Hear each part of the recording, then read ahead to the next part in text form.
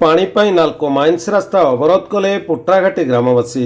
दिनकु दिन अंचल पानीय जल समस्या उत्कट होबार लागिलाणी। तापमात्रा वृद्धि सांगक बहुतल जलस्तर ह्रास पाउथिबारु यह एक बड़ समस्या हो पड़ी। पानी टोपीए पाई लोके डहल विकल हेउथिबा बेले पानी पाई दामंजड़ी उपकंठस्थ पुट्राघाटी ग्राम लोके नाल्को माइंस रास्ता अवरोध करथिले। गुरुवार भोर 5:30 अपराह 3:30 पर्यंत माइंस रास्तार पुट्राघाटी छकरे हांडी माठिया रखी रास्ता रोक करथिले ग्रामर महिला एवं लोक माने।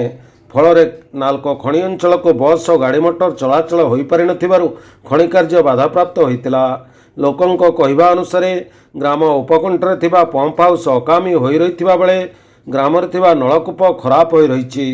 जो गोटे नलकूप चली से गोलिया पानी बाहर ता व्यवहार योग्य हेउनाही।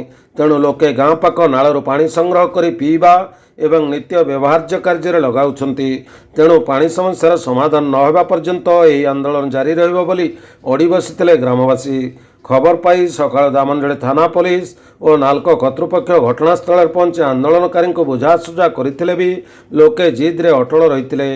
अपराह्न सोनाबड़ा एसडीपीओ मनोव्रता शतपथी एवं कोरापुट जिला प्रशासन पक्षर ग्राम्य जल जोगाण विभाग एसडीओ अमीय कुमार नायक पुट्राघाटी ग्राम पहुंची घटनार अनुध्यान करने संगे संगे ग्राम लोकों टैंकर जोगे पानी जोगाइबा व्यवस्था करथिले एवं ग्राम अकामी नलकूप गुड़ी तुरंत मरामती और आवश्यक स्थले नूतन नलकूप खनन सह पंप हाउस रे थिबा समस्या यथाशीघ्र समाधान करा जिवो बोली प्रतिश्रुति देवा परे अपराह्न 3:30 रास्तारोक हटिथिला।